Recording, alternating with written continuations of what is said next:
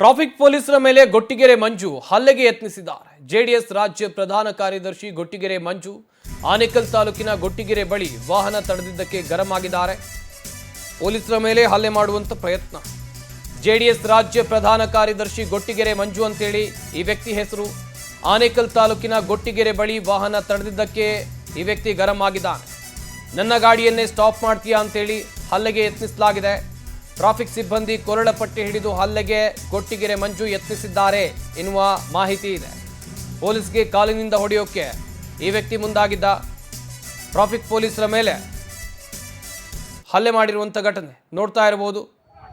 ಒಂದು ಕಡೆಯಲ್ಲಿ ಸಂಚಾರಿ ಪೊಲೀಸರ ಮೇಲೆ ಹೇಗೆ ದರ್ಪವನ್ನು ಗೊಟ್ಟಿಗೆರೆ ಮಂಜು ತೋರಿದ್ದಾರೆ ಅಂತೇಳಿ. ರಕ್ಷಣೆ ಮಾಡಬೇಕಾದಂಥ ಪೊಲೀಸರು, ಜನಸಾಮಾನ್ಯರನ್ನ ರಕ್ಷಣೆ ಮಾಡಬೇಕಾದಂಥ ಪೊಲೀಸರಿಗೆ ರಕ್ಷಣೆ ಇಲ್ಲ ಅಂತ ಹೇಳಿದ್ರೆ ಏನ್ ಕತೆ ಇದು? ರಾಜ್ಯದ ಗೃಹ ಇಲಾಖೆ ಈ ಪ್ರಕರಣವನ್ನ ಖಂಡಿತವಾಗ್ಲೂ ಗಂಭೀರವಾಗಿ ತೆಗೆದುಕೊಳ್ಳಲೇಬೇಕು. ಯಾರೋ ರಾಜಕೀಯ ಪುಡಾರಿಗಳು ಬಂದು ರಸ್ತೆಯಲ್ಲಿ ಟ್ರಾಫಿಕ್ ಅನ್ನ ಕಂಟ್ರೋಲ್ ಮಾಡ್ತಾ ಇರುವಂತ ಟ್ರಾಫಿಕ್ ಪೊಲೀಸರ ಮೇಲೆ ಹಲ್ಲೆ ಮಾಡ್ತಾರೆ, ಅವರ ಕೊರಳ ಪಟ್ಟಿ ಹಿಡಿತಾರೆ ಅಂತ ಹೇಳಿದ್ರೆ ಏನ್ ಕತೆ? ನಾವು ಮಾಡಿದ್ದೆ ಆಟ, ಆಡಿದ್ದೆ ಆಟ, ಈ ರೀತಿಯಾಗಿ ಆಗ್ತಾ ಇದೆಯಾ? ಪೊಲೀಸ್ ಕಣ್ರಿ ಅವರು.